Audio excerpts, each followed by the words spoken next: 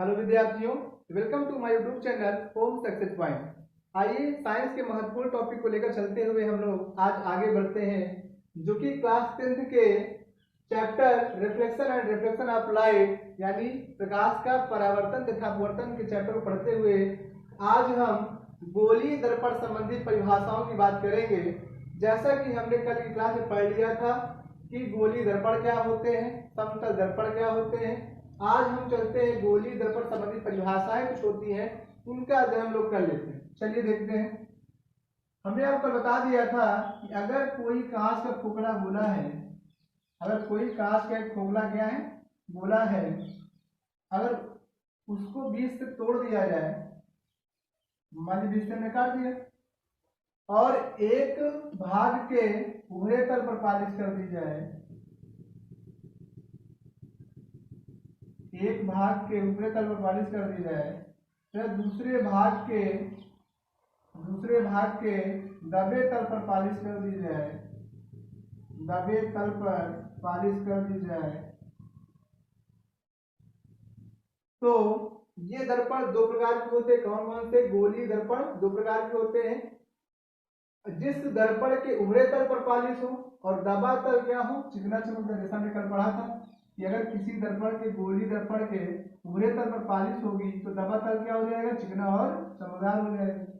अगर ये दबा तल चिकना चमकदार हो जाएगा तो दबा तल चिकना चमकदार है। हमने कल क्या बताया था आपको? हमने कहा था वह दर्पण या वह गोलीय दर्पण जिसका दबा तल क्या हो, चिकना चिकना तथा चमकदार हो। और हमने यही कहा चिकना चमकदार मतलब क्या होता है, दर्पण होता है। दबा का मतलब होता है और तल का मतलब होता है तल, तो क्या बन गया, अवतल दर्पण। यानी इसका नामकरण भी हम इसके गुण के आधार पर कर सकते हैं। यानी वह गोलीय दर्पण जिसके उभरे तल पर पालिश हो और दबा तल चिकना चमकदार हो उसे कहते हैं अवतल दर्पण। याद करें क्या कहेंगे, दबा तल चिकना हो उसे क्या कहेंगे हम लोग, अवतल दर्पण। दबा का मतलब अवतल का मतलब तल, चिकना चमकदार मतलब क्या होता है, दर्पण होता है। आई बात समझ में? दूसरा देखते हैं। कल हमने यही बात की थी, यदि किसी गोलीय दर्पण के दबे तल पर पालिश हो, उभरा तल क्या हो जाता है, चिकना और चमकदार। और जब चिकने चमकदार में प्रकाश पड़ता है तो क्या हो जाता है, वो प्रकाश का परावर्तन हो जाता है। और जिस तल द्वारा प्रकाश का परावर्तन होता है उसे हम कहते हैं परावर्तक तल। उसी प्रकार यहाँ पर भी प्रकाश का परावर्तन हो जाएगा, ये तल क्या कहलाएगा, परावर्तक तल कहलाएगा। आई बात समझ?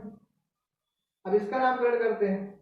यानी वह दर्पण जिसके दबे तल पर पालिश हो और उभरा तल क्या हो, उभरा तल क्या हो, चिकना चमकदार। क्या हो, चिकना चमकदार। हमने क्या कहा, चिकना चमकदार मतलब होता है दर्पण। क्या होता है, दर्पण। अब इसे लिखिए, क्या लिखना है, उभरा, और फिर लिखना है तल, फिर लिखना है चिकना और चमकदार। इसका मतलब क्या होता है, दर्पण होता है।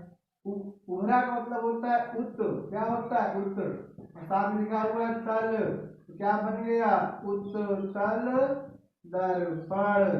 उत्तल दर्पण यानी कि वह दर्पण जिसके उभरे तल, जिसके दबे तल पर पालिश हो और उभरा तल चिकना चमकदार हो उसे कहते हैं उत्तल दर्पण। तो दबा तल चिकना हो तो अवतल दर्पण और उभरा तल चिकना हो तो उत्तल दर्पण। हमने जानने का बेहद ही सरल तरीका बता दिया, अब आपको कंफ्यूजन नहीं होनी चाहिए। अब देखिए, आप गोलीय दर्पण संबंधी परिभाषाएं क्या होती है जानिएगा। तो हमने कल बात कर ली थी गोलीय दर्पण का प्रकार के दो प्रकार, एक उत्तल दर्पण और दूसरा क्या होता है, अवतल दर्पण। चलिए देखते हैं। एक तरफ हम लोग लिख लेते हैं अवतल दर्पण, अवतल दर्पण, और एक तरफ लिख लेते हैं हम लोग उत्तल दर्पण। देखते हैं कैसे क्या होता है।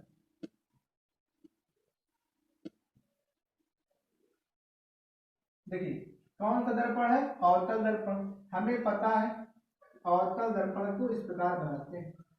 और अवतल दर्पण में क्या होता है, उभरे तल पर पालिश होती है और दबा तल क्या होता है, चिकना और चमकदार होता है। हमने क्या कहा, उभरा तल में क्या होती है, पॉलिश होती है, ठीक है। और दबाकर क्या होता है, चिकना चमकदार होता है। क्या होता है, चिकना चमकदार होता है। आई बात समझ में? चलिए आगे देखते हैं। अब यदि कह दिया जाए कि सबसे पहला पॉइंट है, सबसे पहला पॉइंट होता है दर्पण का ध्रुव। क्या होता है, दर्पण का ध्रुव, जिसे कैसे करते हैं हम लोग, पी से करते हैं, पी से। हम उत्तल दर्पण में बना लेते हैं।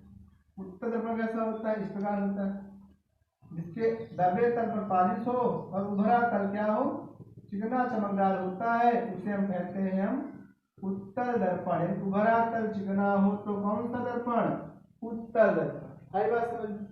अगर हम दर्पण के ध्रुव की बात करें तो हमने क्या कहा, यदि किसी दर्पण के उभरे तल और पालिश हो तो दबा तल हो जाता है, वो बन जाता है परावर्तक पृष्ठ। क्या बन जाता है, ये बन जाता है आपका परावर्तक पृष्ठ बन जाता है।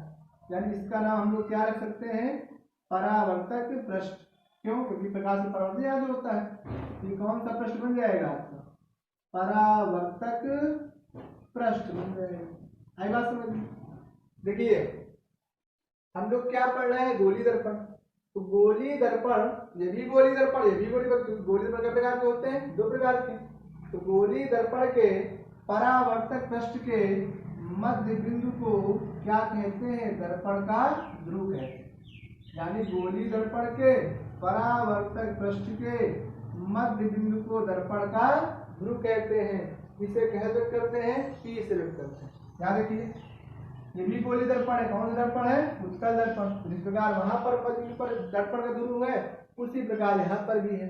तो गोली दर्पण के परावर्तक पृष्ठ, परावर्तक पृष्ठ कौन सा, इधर पालिश है तो ये क्या हो जाएगा, परावर्तक पृष्ठ हो जाएगा। तो गोली दर्पण के परावर्तक पृष्ठ के मध्य बिंदु को दर्पण का ध्रुव कहते हैं। इसे किससे व्यक्त करते हैं हम लोग, पी से व्यक्त करते हैं। किससे व्यक्त करते हैं, पी से। बेहद इंपॉर्टेंट ना। दूसरा नंबर देखते हैं। दूसरा नंबर आता है आपका वक्रता केंद्र। क्या आता है, वक्रता केंद्र आता है। इससे व्यक्त करते हैं हम लोग सी से। क्या व्यक्त करते हैं, सी से। अभी आपने पढ़ा था कि गोली दर्पण किसका कटा हुआ भाग है, एक खोखले गोले का। तो आपको पता है कि जब कोई गोला होता है तो उसका कोई ना कोई केंद्र होता है, होता नहीं होता केंद्र। और केंद्र को हम लोग क्या कहते हैं, सेंटर कहते हैं। क्या कहते हैं, सेंटर कहते हैं।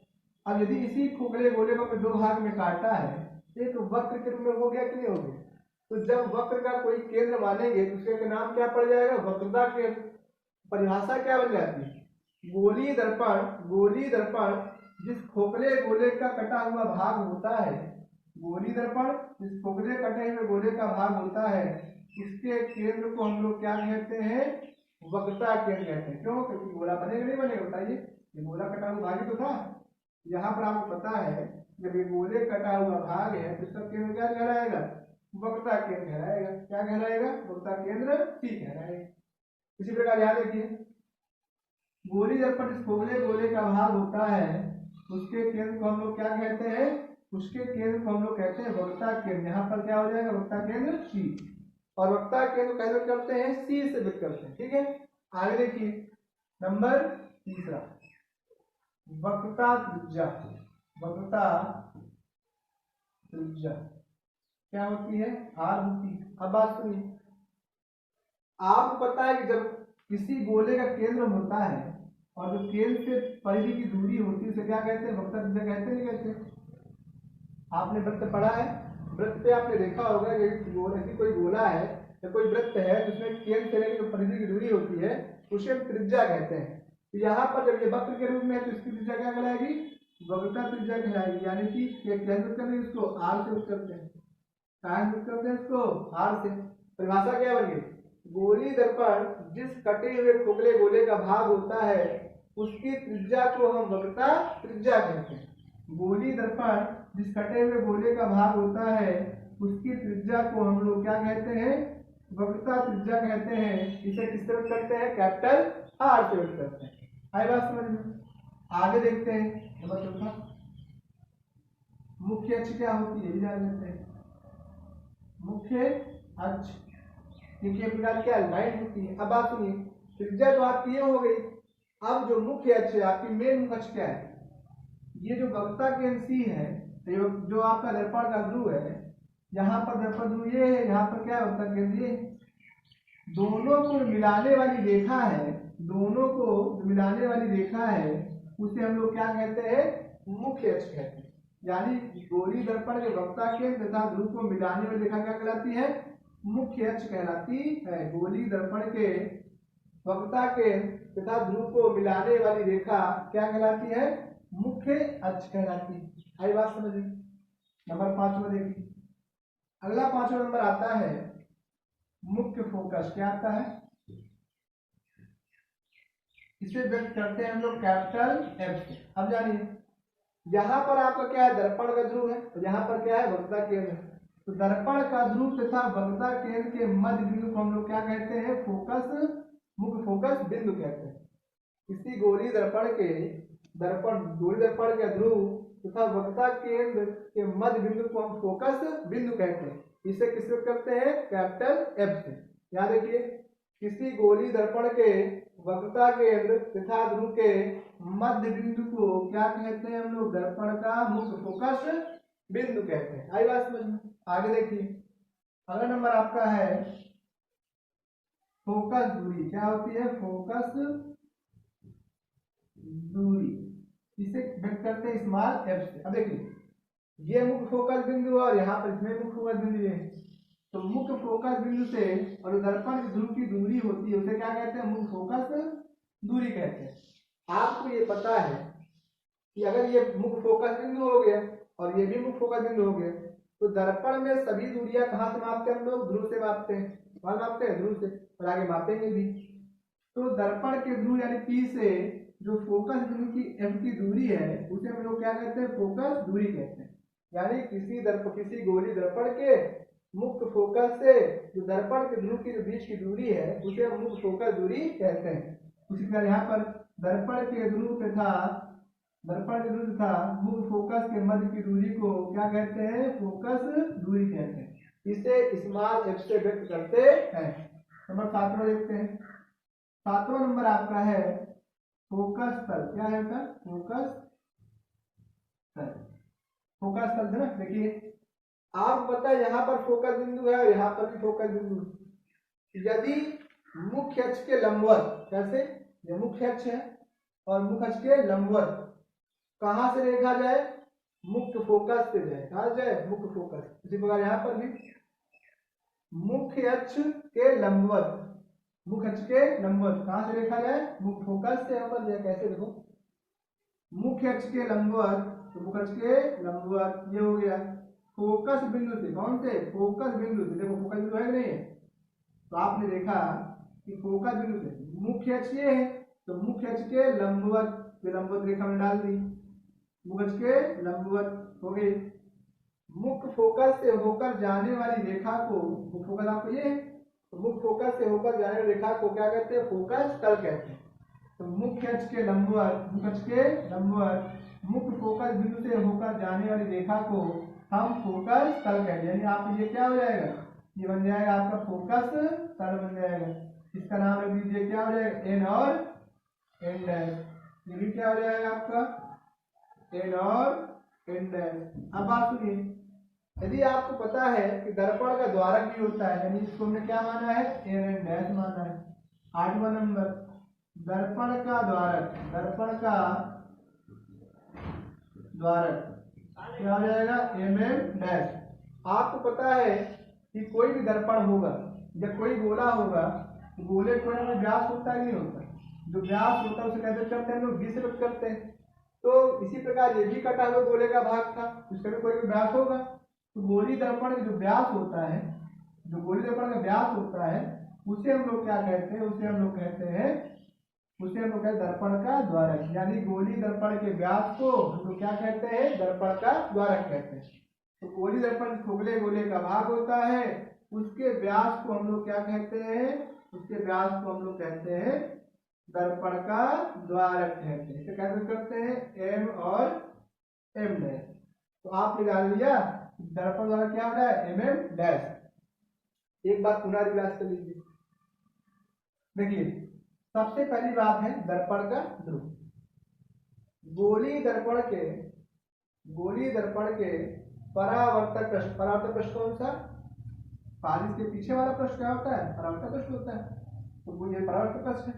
तो गोलीय दर्पण के परावर्तक पृष्ठ के मध्य बिंदु को दर्पण का ध्रुव कहते हैं, इसे किस व्यक्त करते हैं? गोलीय दर्पण के परावर्तक पृष्ठ के मध्य बिंदु को दर्पण का ध्रुव कहते हैं, इसे कैसे करते हैं? तीसरे व्यक्त करते हैं। गोलीय दर्पण जिस कटे हुए गोले का भाग होता है उसके केंद्र को क्या कहते हैं? वक्ता केंद्र कहते हैं। गोलीय दर्पण जिस कटे हुए गोले का भाग होता है उसके केंद्र को क्या कहते हैं? वक्ता केंद्र कहते हैं। इसे हम लोग तीसरे व्यक्त करते हैं। अब जब वक्ता केंद्र हो गया तो त्रिज्या भी होगी। तो गोलीय दर्पण कटे हुए गोले का भाग होता है उसकी त्रिज्या को हम वक्ता त्रिज्या कहते हैं, इसे कैसे करते हैं? आर से। यहाँ पर देखो आर है। अब देखिए ये वक्ता केंद्र है और ये क्या? दर्पण ध्रुव है। वक्ता केंद्र तथा दर्पण ध्रुव को जो मिलाने वाली रेखा है इसे कहते हैं मुख्य अक्ष। गोलीय दर्पण के ध्रुव तथा वक्ता केंद्र को मिलाने वाली रेखा क्या कहलाती है? मुख्य अक्ष कहलाती है। तो मुख्य अक्ष हो गया। मुख्य फोकस क्या है? गोलीय दर्पण के ध्रुव तथा वक्ता केंद्र के मध्य बिंदु को क्या कहते हैं? मुख्य फोकस बिंदु कहते हैं। गोलीय दर्पण के ध्रुव तथा वक्ता केंद्र के मध्य बिंदु को दर्पण का मुख्य फोकस बिंदु कहते हैं। मुख्य फोकस बिंदु हो गए, इसे कैपिटल एच से व्यक्त करते हैं। फोकस दूरी क्या है? कि दर्पण के मुख्य फोकस से जो दर्पण का ध्रुव है उसके बीच दूरी को हम मुख्य फोकस दूरी कहते हैं, इसे स्मॉल एच से व्यक्त करते हैं। हो गया। यहाँ पर फोकस तल क्या है? कि गोलीय दर्पण के मुख्य अक्ष के अभिलंबवत, मुख्य अक्ष के अभिलंबवत जो फोकस तल से जो मतलब फोकस बिंदु से जो तल जाता है उसे मुख्य फोकस तल कहते हैं। दर्पण द्वारक क्या होता है? गोलीय दर्पण कटे हुए गोले का भाग होता है, उसके व्यास को हम लोग क्या कहते हैं? दर्पण का द्वारक कहते हैं। इसे क्या करते हैं? mm डैश से। तो आज हमने आपको ये 8 गोलीय दर्पण संबंधी परिभाषाएं बता दी है। अब नेक्स्ट अगले क्लास। Thank you.